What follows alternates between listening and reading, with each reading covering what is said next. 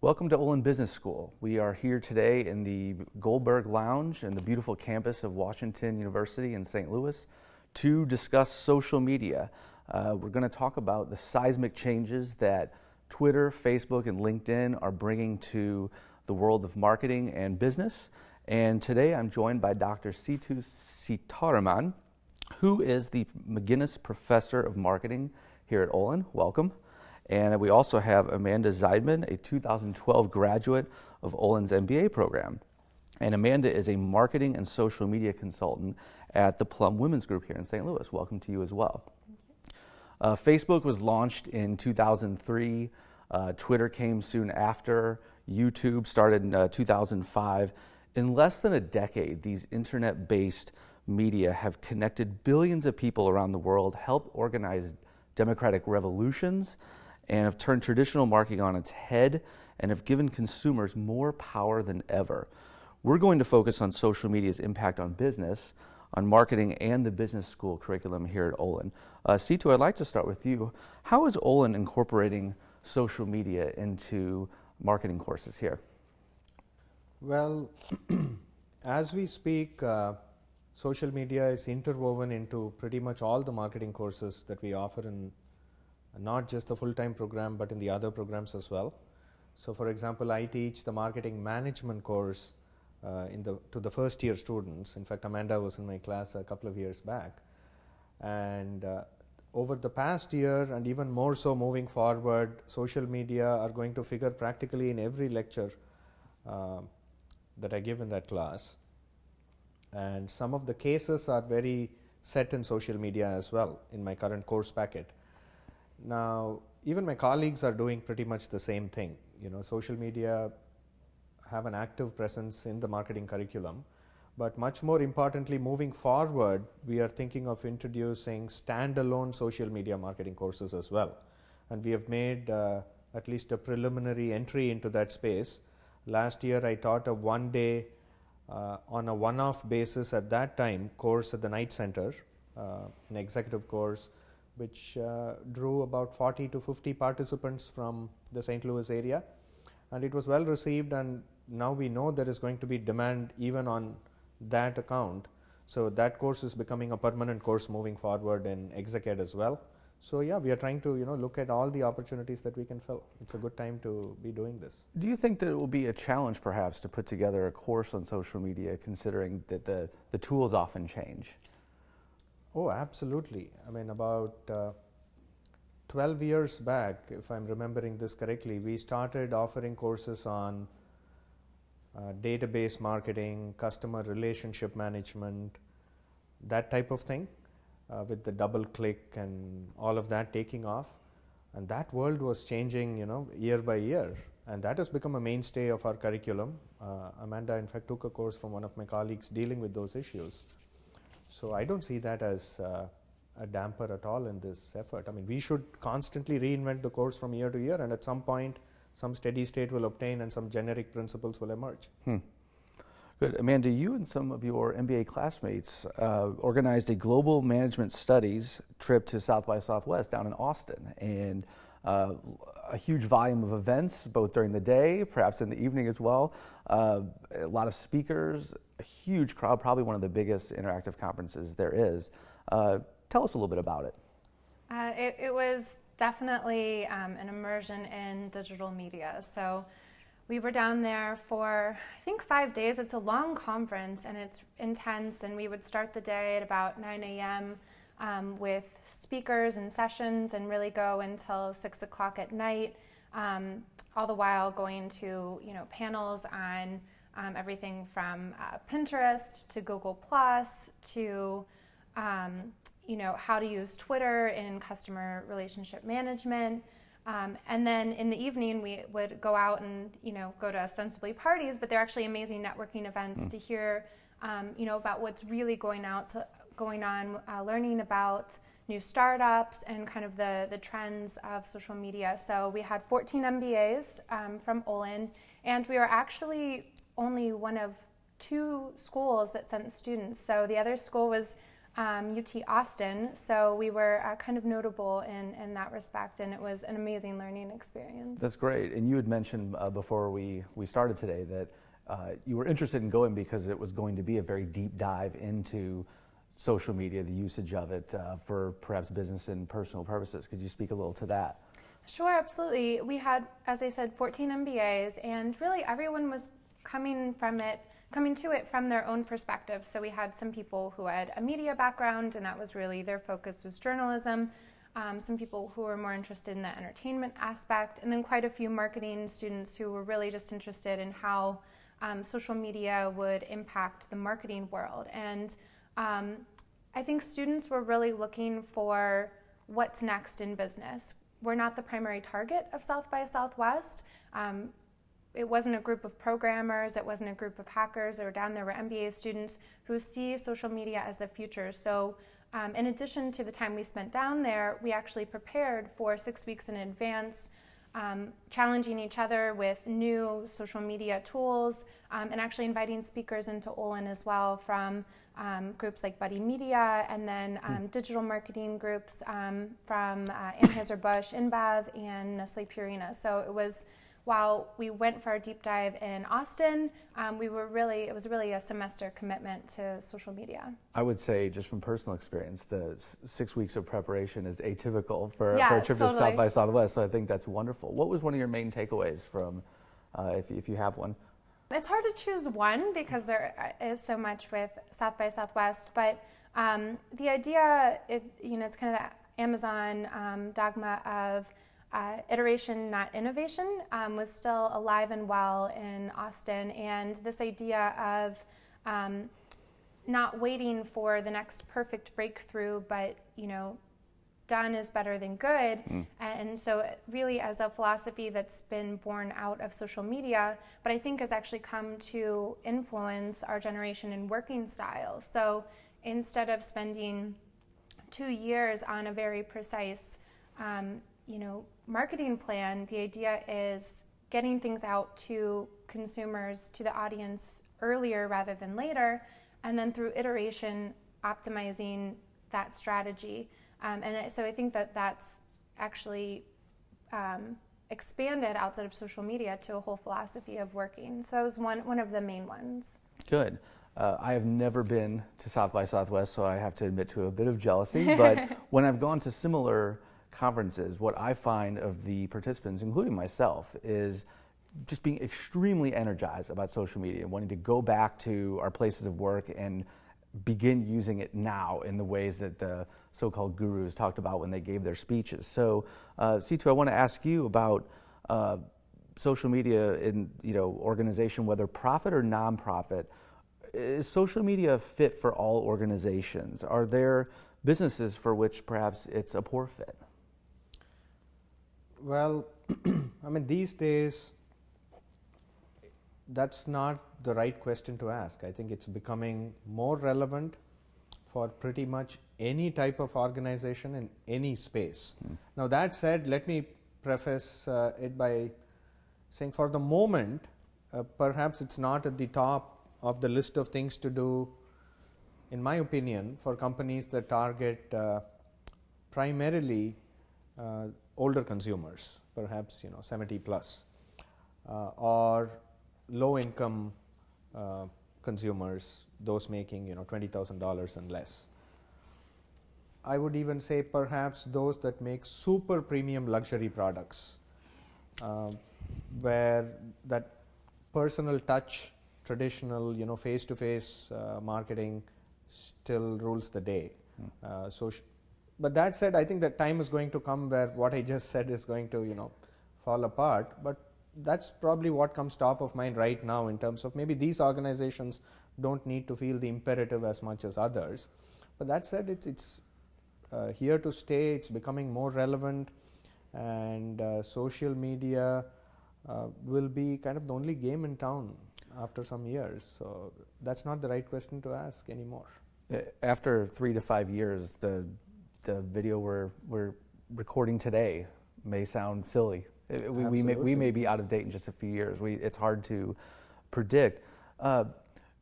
it's interesting that there are organizations that often think there is no use for social media for us, whether they be attorneys or an accounting firm. They just don't feel like it's a good fit. One thing that I've found in our experience in helping clients is that there are many constituencies within organizations that have various needs that they need met. And just to give one example, you've obviously got your sales team, and they're interested in generating leads and selling more stuff, and we understand that.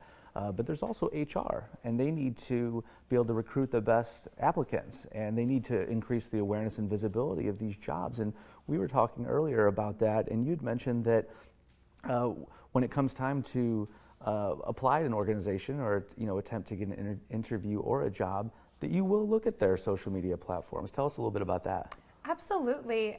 For one, I want to get to know a company better, and if they're talking to their consumers.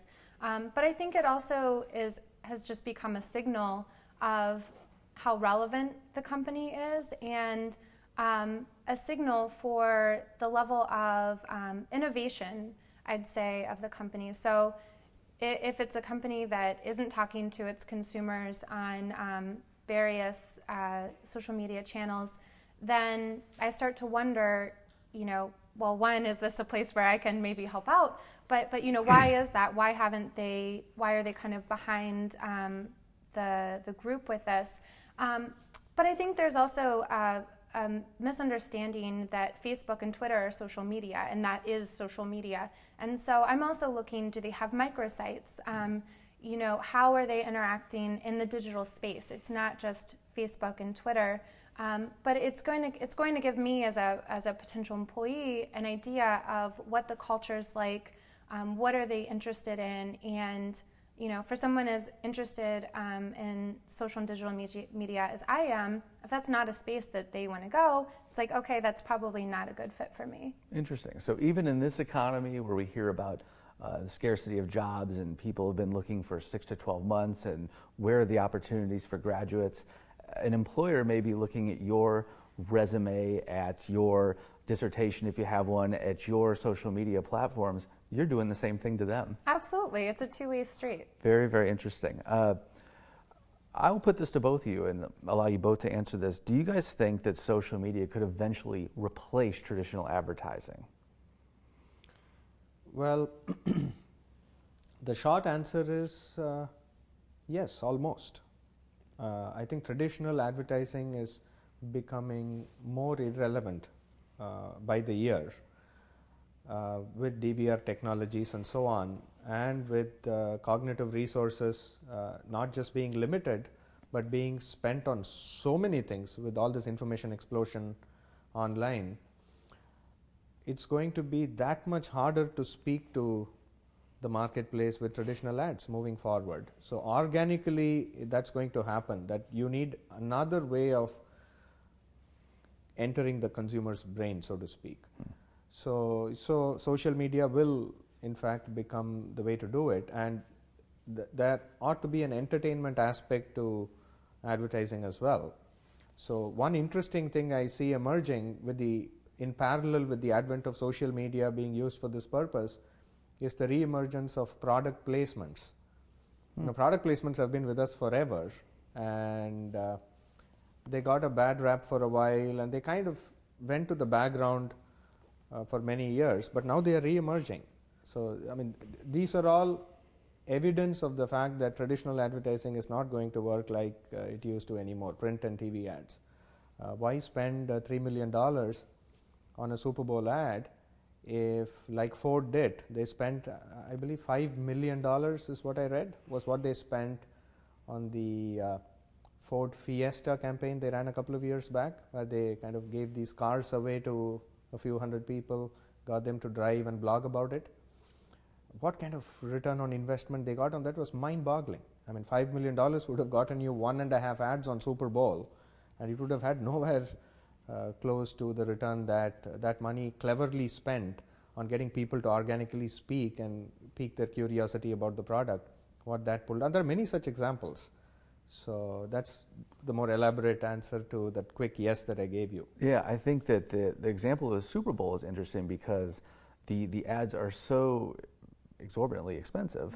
But at the same time, I do find it interesting what happens on Monday morning when we go to the office, and the first thing we do is not necessarily check email and actually begin working, but we start viewing these commercials, some of the ones we perhaps missed, and I think on social media they get discussed. So I'm wondering if that might be at least one smart traditional marketing spend, was to actually overspend on the Super Bowl knowing that there'll be a buzz the next day.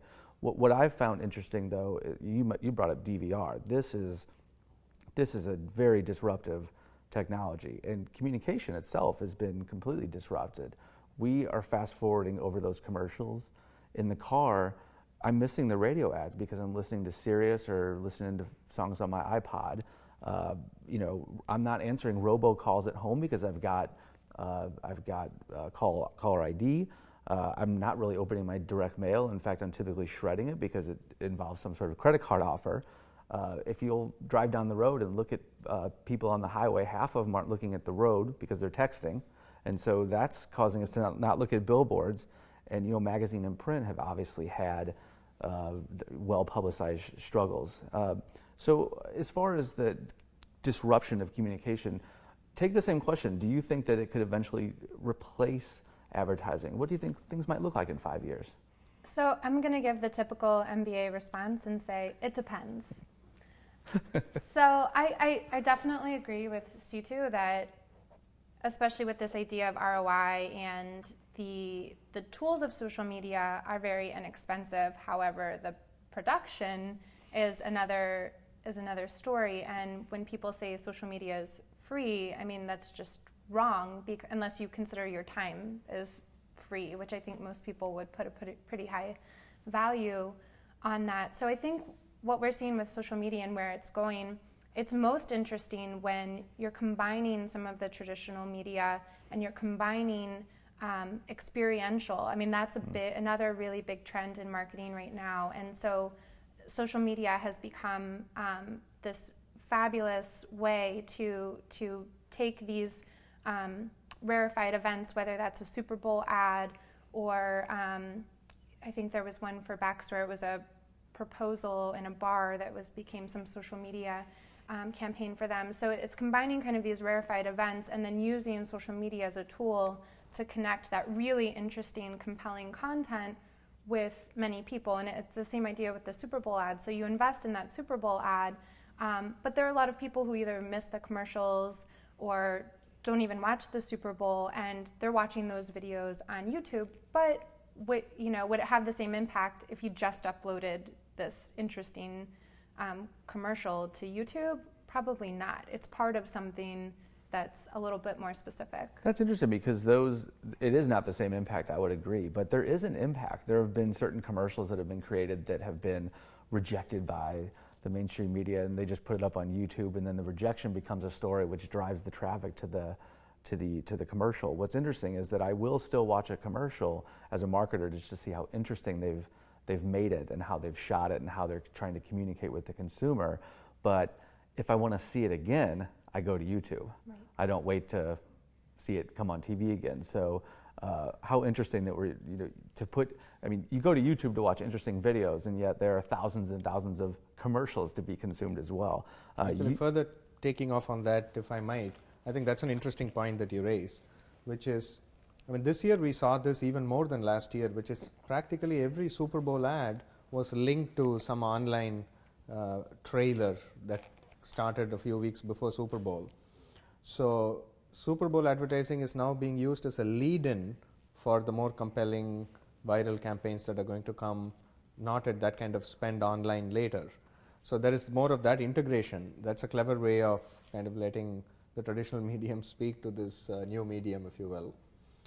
So I just thought I would mention that. That's absolutely. And then there's commercials now that are specifically referencing YouTube viral videos. And so I was just reading too about a person in London, and he started a whole business that connects people who've had viral YouTube videos to companies that then want to feature some aspect of that to kind of play. So it's an interesting back and forth between the traditional and social.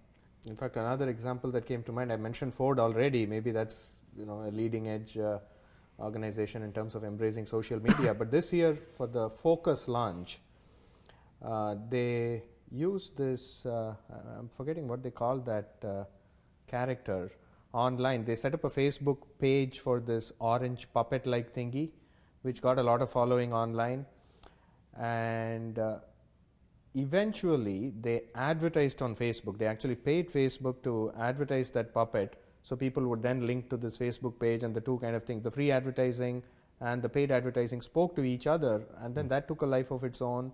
And that was a very successful kind of way of integrating, paid and non-paid as well, I thought. Absolutely. Now, you've both mentioned return on investment, or ROI, as it's commonly referred to. And from a social media marketer, a new media strategist perspective, it's something we have to pay attention to. Sometimes it's kind of considered a dirty word. There are certainly rigorous debates between the people that hold the purse strings at businesses and the people like me that want to help them express themselves online. How can we measure success using social media, guys? And must everything be measured? I'll ask you first, Amanda. Sure, yeah, I think C2 might have the analytics covered, but I'll answer a little bit more broadly. So it's an interesting problem right now. It seems that the metrics so far are being designed to kind of mirror traditional television advertising metrics. So this idea of impressions, and a certain number of impressions will, create a certain amount of awareness, and that'll, lead to purchase consideration and hopefully an actual sale at some point. But I think that there's a long way to go in capturing the metrics. And we were talking before about how Facebook hasn't quite gotten fully on board with that in terms of what the businesses are looking for. But I think the other aspect, I mentioned content before, and it's the same issue that you have in traditional advertising. Some creative is better than other creative, and there will never be a metric for that. Why do some videos go viral and why do they not? And I'm sure that Google will create something that can make viral content eventually. But there's that aspect. If you want social media to just be some magic sales machine, that's not going to happen. You have to make really compelling content. And so you can look at click-through rates and attention and things like that. But there's the unaccounting for the creative aspect. And when it comes to the metrics in traditional media, whether it be the Nielsen ratings or the number of cars driving by a billboard at a certain time of day, those things are measurable. But my opinion is that there's more to be measured in social media, and I would deem the measurements a little bit more interesting. I guess the question would be, what do these numbers mean? You can measure things, to the end of the day, but what do they mean? How are you going to use it, and how are they going to be? How is it going to turn into actionable intelligence that you can use to improve your business? And I know that you and some fellow professors have been doing some studies on this. Yeah. I mean, this is the bread and butter, as I say, of my own research here. My research life is driven largely by analyzing actual marketplace data so we can inform companies on how to quantify ROI. So let me give you an example without naming the organization. A big bank, one of the leading banks in the world, they are interested in knowing how to do search advertising, display advertising, and all of that.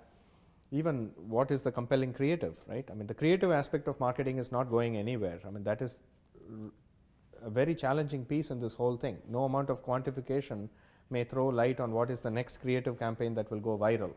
But that said, the sheer ability of quantification, which has now emerged in this new world we live in, which was not possible even 20 years back, right? There's this famous line about the CEO saying, I know half the money I spend on advertising is wasted.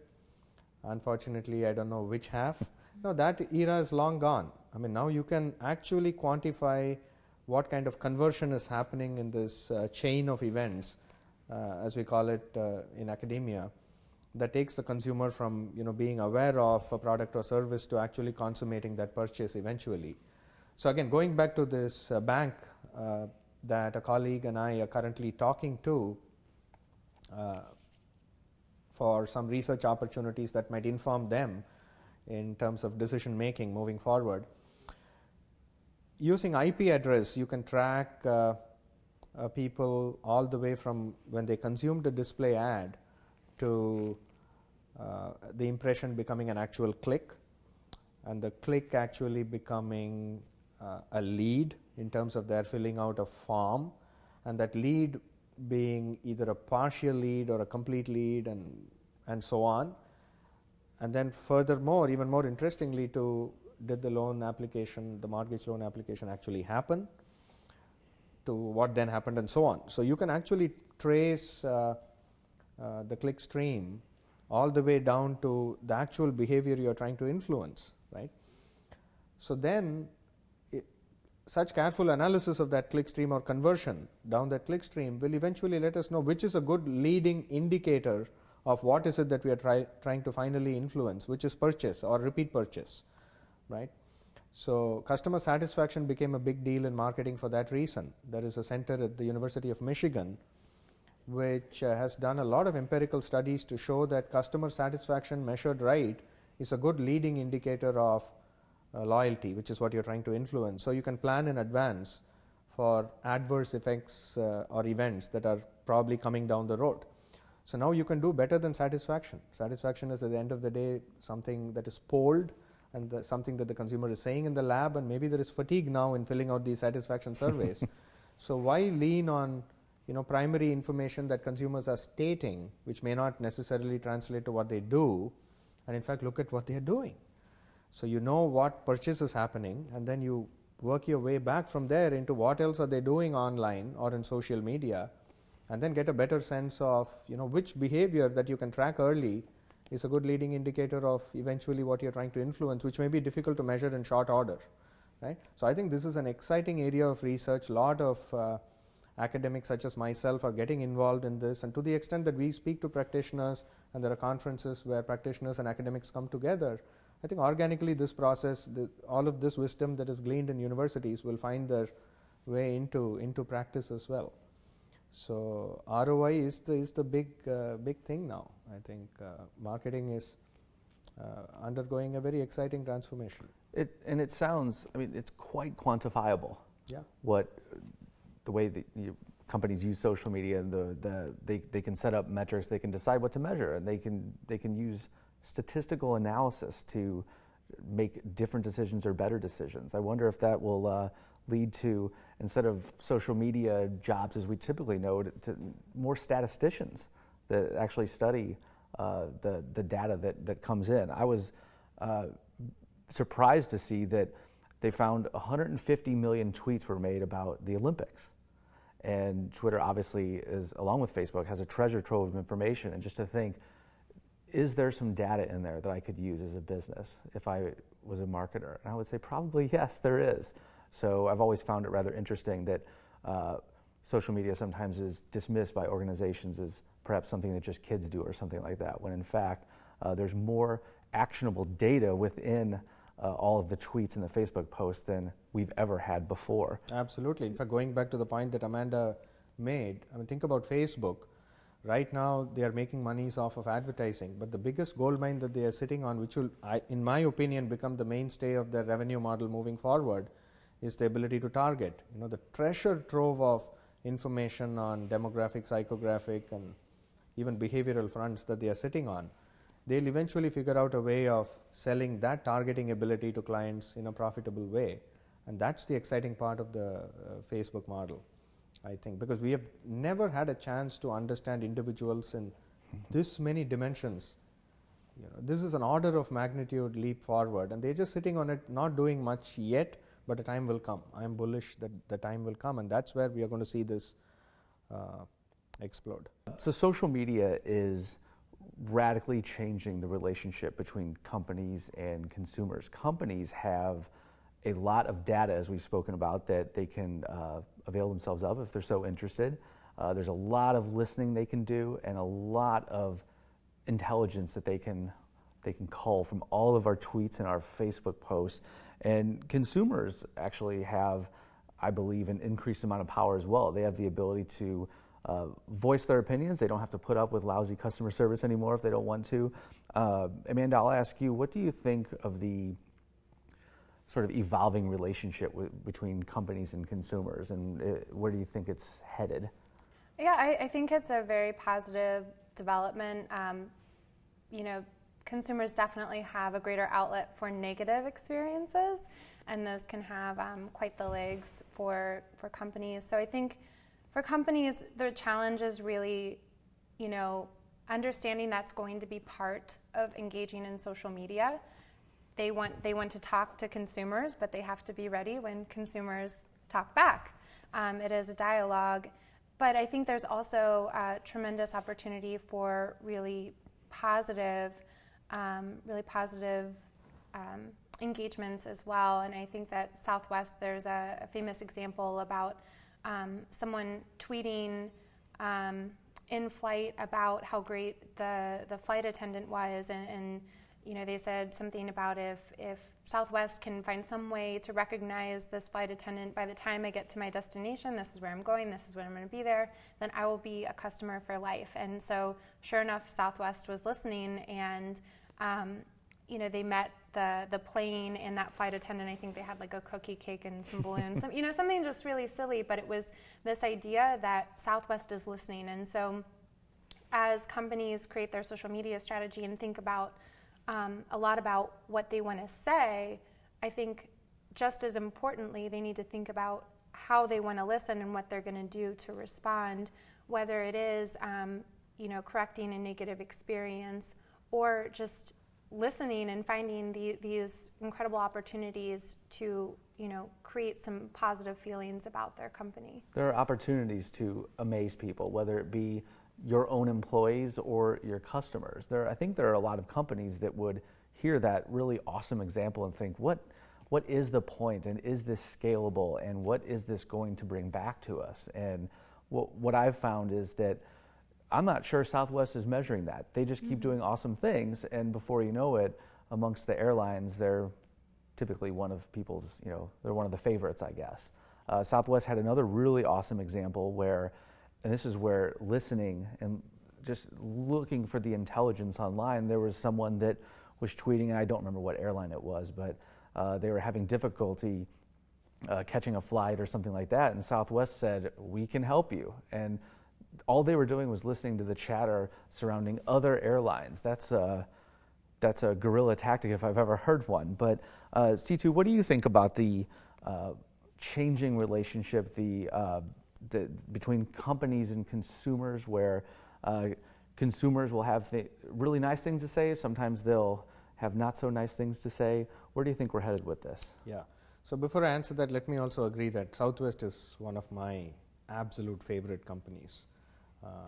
It's amazing how well they've done in pretty much anything that they've done the past 20 years. Now that said, going to your question,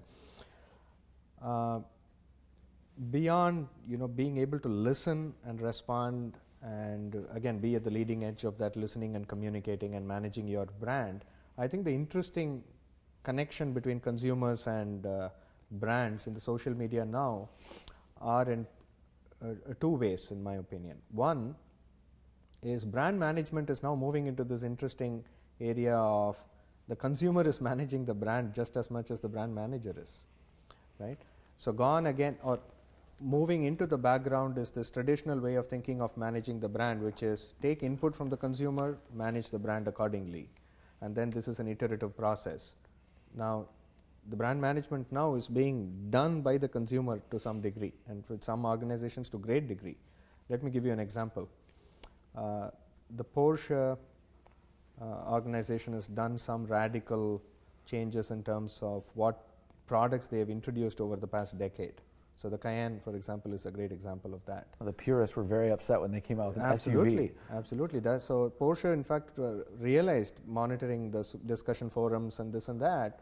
I mean, there were some organic forums that these Porsche diehards had set up, which were not run by the organization so much as by the diehard purists. And there was so much backlash. Of course, the Cayenne still went to the market. It was a big success. But one thing Porsche realized is the co-creation of brand meaning is here to stay. So we can't just ignore this chatter anymore. We should in fact let those diehard enthusiasts interact with us, collaborate with us in creating that brand meaning, or making sure the Porsche brand name is not hijacked because the Cayenne was seen as somewhat disconnected with the parent brand of Porsche.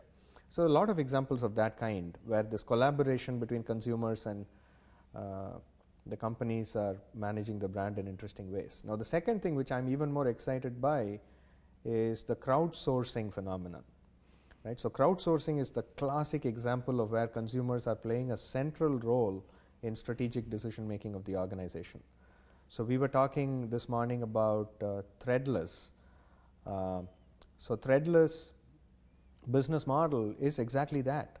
The consumers don't just buy their teas, they actually make the teas themselves. So you go to threadless.com, and then a lot of designers are part of that community, and they are putting their designs up on their web page, and the users are voting with their thumbs up or down, and then consuming the teas themselves. Now this is increasingly emerging in a variety of spheres, from something as simple as consumable teas to even automobiles. I know of an example in Massachusetts where you can just go to a garage for 3 days and make your own automobile and walk out of the garage with that. There is MyFab, which is based in France, where you make your own furniture, or you again inform the organization of what furniture ought to be made. Again, the thumbs up or down model. So the crowdsourcing phenomenon is very exciting to me in how consumers and companies are collaborating. You know, Wikipedia upended what was that, Encarta? When Encarta was born, yes, Encyclopedia Britannica fell out of the window. And 10 years later, Wikipedia came and upended that, right? People are just willing to just go and type all the wisdom that they believe they possess, and the crowd just determines that encyclopedia to be much more comprehensive and informative. Of course, there are mistakes, but by and large, what an experience, completely for free. And Wikipedia outsourced its strategy formulation to the community as well a couple of years back. I mean, I can just go on and on. I just get very excited by crowdsourcing. But that is, again, an area that's going to see more and more interesting newness in the social media sphere moving forward. If I could add too, you mentioned the Porsche example about kind of their very loyal consumers were part of this backlash, and so that was really caught their radar. And so I think with this consumer company dialogue and speaking to the analytics aspect too, not all consumer, I won't say not all consumers are created equal, but not all consumer social media impact is created equal. Have to think of a quicker way to say that.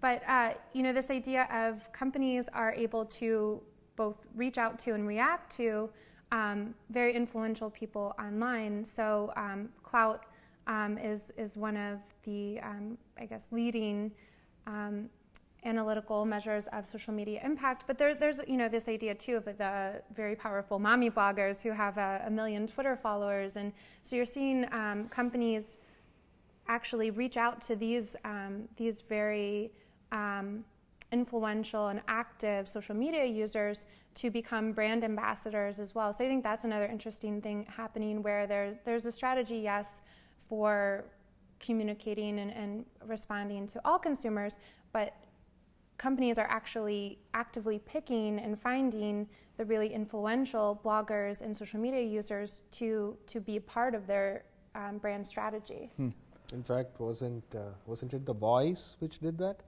Reached out to the supermoms, the so-called influential supermoms, and then made them put the good word out about the show.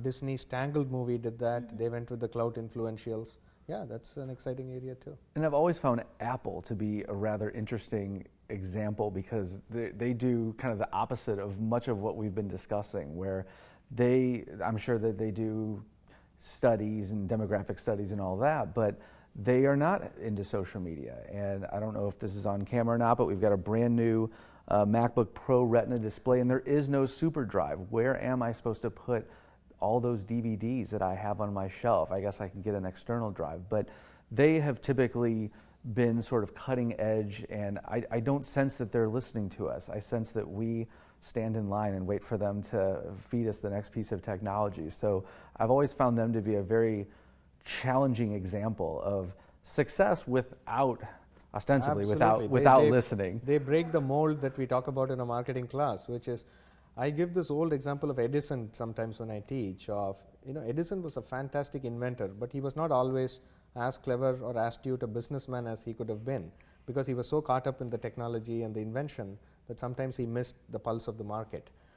And Steve Jobs, often we draw parallels to Edison, and it's interesting. In many ways, Steve Jobs kind of, although he's called in the popular media as a great marketer, in many ways he said, look, I know what's best for the market, right? So in that sense, he's breaking from the mold, but I think he's an interesting exception to that, what at least I advocate in my classes. Yeah, and the last thing I want to say about Southwest is always making this point to clients and frankly anyone that will listen, the idea that I think Southwest comes at everything they do kind of with a human perspective, that they actually they care about their employees, which allows their employees to care about the people flying on the planes. They care about the baggage handlers. They care about us, and you can tell how that sort of shines through in everything that they do.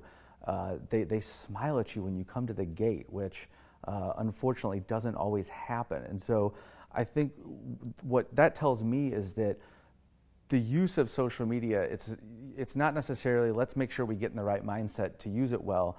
Let's just run our company in the correct way. Let's run it in a way that values our employees and our customers, and I think that ends up shining through when it comes to dealing with that end user. I want to ask you guys about your outlook for careers in social media, and I think this is a great question for both of you because you're getting the next generation of business people ready to go out and take over the world, and you're in that world now. What do you think, what has your experience been like as you have searched for positions, and what sort of opportunities do you think are out there for folks in social media? Well, it's definitely a growing market, and I think kind of the default was, okay, we need social media, we don't know what to do, let's hire a young person because they're familiar with Facebook and Twitter and YouTube and Clout, and I'm not. But I think that that's changing because ultimately social media is a tool and you can learn it. Anyone can learn it. And I was pretty well versed in social media before, but now I'm learning how to build a website and do Google Analytics, and that's something new, and you learn it. But it's ultimately a communication strategy, and so if you think that your social media communications are somehow less important or shouldn't be tied to the rest of your communication strategy, I think that's just a big mistake. So as companies are doing this, it's a difficult thing because there isn't a degree in social media. There aren't these kind of specific certifications and signals for proficiency in that. But I think they're looking more at, okay, well, we need people who can do the functionality of it and understand the technology, but really we need someone who is well-versed in communications and can respond to customer issues. It's also one of the first places that the public goes to when there's a crisis. So if you are, kind of thinking of this as, if a company is thinking of this as an unimportant position, well, think about if your organization has some sort of crisis. When? And when? Yeah, exactly. It's just a matter of time. You want someone who's able to respond to that versus scrambling in the moment to say, okay, actually, this is not the right person in the position to do this kind of communication. We need to figure out something else. So I think that companies are taking a more serious and long-term view at social media now that they've had some experience with it. Yeah, I think that's a great insight. I pretty much agree with everything you say, Amanda, which is, think about Nike. They have cut their traditional, their ad budget overall, I believe, has increased this year compared to last year, but they've cut traditional promotional budgeting by something like 40 to 50%. And all of that is moved into social media, right? This is Nike we are talking about, a marketing powerhouse, and Procter & Gamble, right? The marketer's favorite always. A.G. Lafley, I mean, he's a boomer generation guy, the ex-CEO, and he was the one who bet big on social media with the Vocal Point program and this and that. So yeah, it's not something to be relegated to a 20-something, as Amanda said. Some organizations kind of think of it that way while recruiting. It's something that should be woven into the fabric of the organization. All the enlightened social media embracing companies have CEO level participation in this, Richard Branson of Virgin and all that. So I think students, MBA students moving forward, need their marketing training itself to have social media as at its core. We discussed beforehand the idea of, is there a single profession out there where the first thing I'm looking for is someone young? Most of the time job searches are not conducted in that way, and I had mentioned to you that I really struggle with this because I don't want this to be a generational thing.